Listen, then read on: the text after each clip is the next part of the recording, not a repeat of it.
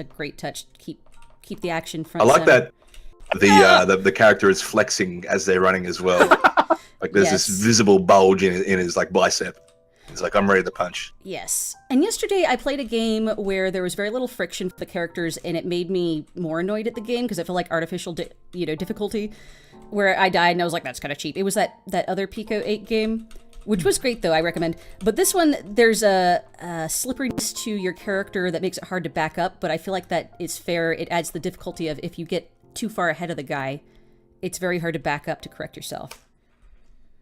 So I think something like that can definitely work mechanically. It can actually be a supportive element. So that's cool that it feels appropriate for this one. Yeah, because you want to find that sweet spot of not getting too far ahead, but if you fall too far behind, you can't run fast enough to hit him again. I think it'd be cool mechanically if there's maybe if you could have like a boost. So like maybe you have a limited amount, like you get them up as power-ups and you have a limited number that you can utilize, but a boost would let you slam right through a duck and get a burst of speed so you can hit them, and it'll give you a normalized sort of angle that you know is going to help you moving forward in a pleasant way. Well, I think that might be a nice way. Sorry, even if you could just like punch through the obstacles, but they slow you down, I reckon that'd be like a nice little addition to the game. Yeah, I think there's definitely some space there for how you can like giving them some mechanism to deal with ducks and goose and rocks and stuff, even if it's limited or if it's a power up that you pick up. I think that could be a very interesting sort of supportive element for like an easy thing to add that would actually make a big difference.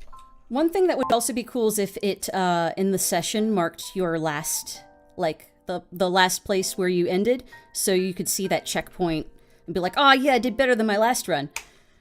Oh yeah, every single time, for any session of play, as many times as you do it, every single place that you hit a guy should be marked, I think. And then the last, like the farthest one should be marked especially well. But the idea of like, you can see where you've like dropped a guy.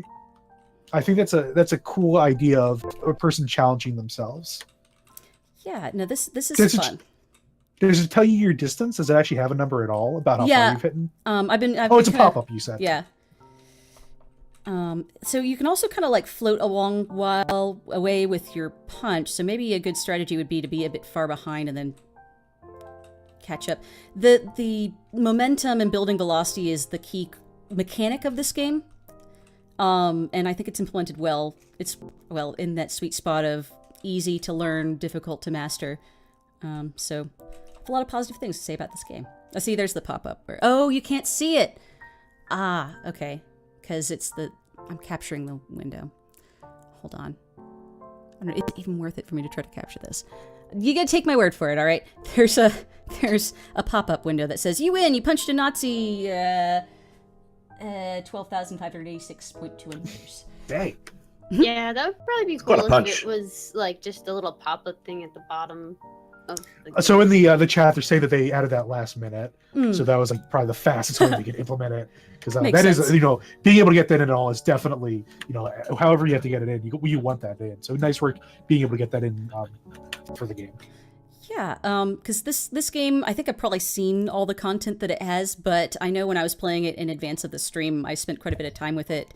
Because at first, I wasn't very good at it, but because it felt responsive, and I could tell there was a bit of skill in it, it has, quite a bit of replay value. It would be cool also to, if it kept in a little file locally, your top scores or something from other sessions.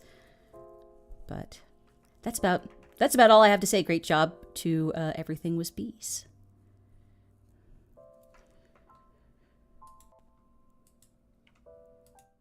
Yay! So, woo. That's all for that. Any of y'all have any closing remarks about that game or about this jam, all the entries we had? Well done, everyone. Yes. Lots of nice games. Yeah, good job. Yeah, very impressed. For a week-long jam, that's not very much time at all. And for people to come out with such, fantastic, some very impressive titles that you guys were able to submit. Very, very good stuff. I want to encourage all these people. There's a lot of game, anybody who submitted a game, but especially people who started getting to a path that feels very strong already. Try to continue with it if you can. You could very well. This is a very nicely timed appropriate sort of these concepts, you could maybe get a lot of visibility for yourself if you take what you've done so far and make them go even farther with it. Yeah, I'm really just so blown away by how well the quality of most of the games submitted to this jam. Also, I forgot to mention earlier, but there is a GoFundMe where we're collecting donations, and the winner of the jam will choose if we donate those funds to RAIN or the SPLC, or maybe a combination of those. So I encourage you to do that. I think that will be kept open until February 24th, when we'll be airing the judging. That's another thing I should mention. So on February 24th, 6 p.m. CST, we'll be airing the judging deliberations. Those will be pre-recorded, but we'll keep you on the edge of your seat anyway. All right, so I'm going to call tonight. Goodbye, everybody. Thanks for joining us. Thanks for having me. Cool. Thanks for having me. Yeah, thanks. Toodles.